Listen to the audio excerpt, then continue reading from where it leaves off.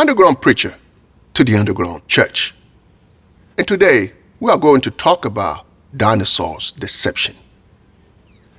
I used to wonder about dinosaurs because on one hand, you have the proof of their existence, their bones, and on the other hand, you have a theory that does not make sense at all. So I prayed to God for clarification, and boy, did he answer. He led me into reading an apocrypha called Bel and the Dragon. And no, it's not Beauty and the Beast. This book transcribes the time when Daniel the prophet proved that the Babylonian idol called Bel could neither eat nor drink.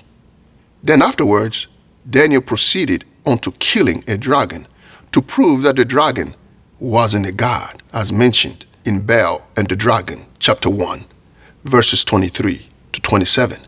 And we are going to read out of the King James Version with Apocryphal, American edition.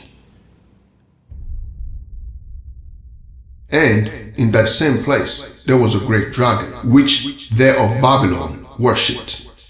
And the king said unto Daniel, Wilt thou also say that this is of brass? Lo, he liveth, he eateth, and drinketh. Thou canst not say that he is no living God, therefore worship him. Then said Daniel unto the king, I will worship the Lord my God, for he is the living God. But give me leave, O king, and I shall slay this dragon without sword or staff. The king said, I give thee leave. Then Daniel took pitch and fat and hair and did seethe them together and made lumps thereof. This he put in the dragon's mouth, and so the dragon burst in sunder.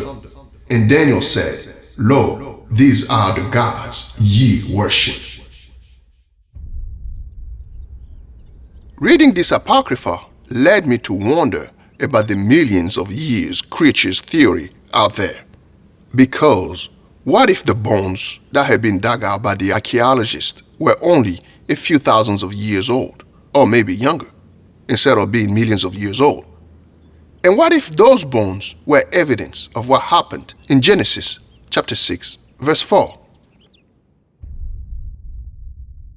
There were giants on the earth in those days, and also afterwards when the sons of God came into the daughters of men, and they bore children to them. Those were the mighty men who were of old, men of renown.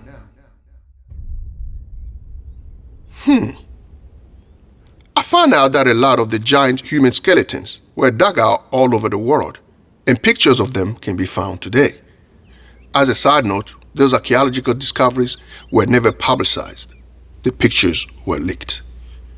Anyways, along with the giant human skeletons, there were also discoveries of giant creatures' skeletons, which led to the so-called dinosaurs theory. So, by putting one and one together, I came to the conclusion that they made up the prehistoric story to cover up the existence of such creatures, and that they changed their names to dinosaurs.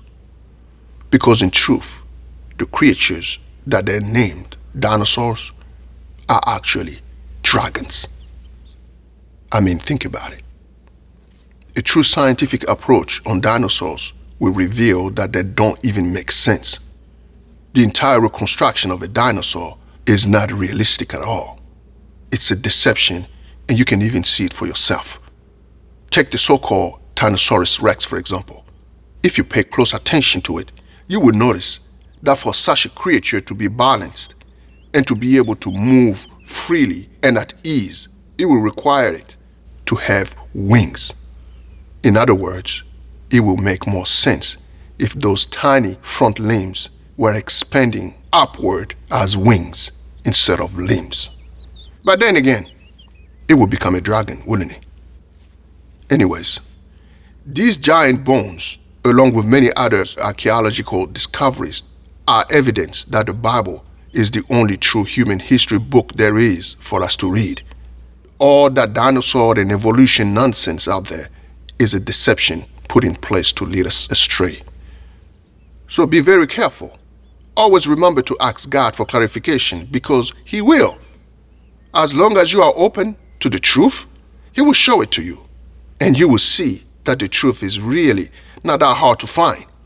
It is actually right in front of you. The only thing hard about the truth is us accepting it. Amen. Amen. Underground preacher to the underground church. And I am out.